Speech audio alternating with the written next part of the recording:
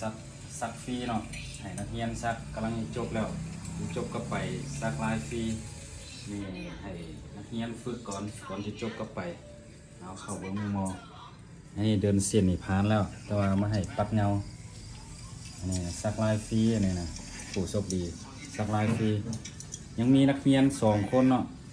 ยังมีนักเรียน2 คนฮะขยายจับตัวให้คนซักลายฟรีมันมีสร้างนิดกับสร้างสุขถึงมาที่นี่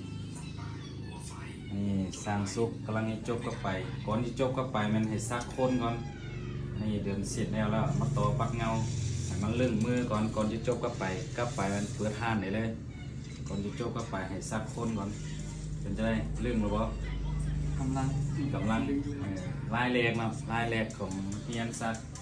แต่นี่ปูจัดซักลายฟรีเนาะจัดปูให้อันนี้ผู้โชคดีซักลายฟรี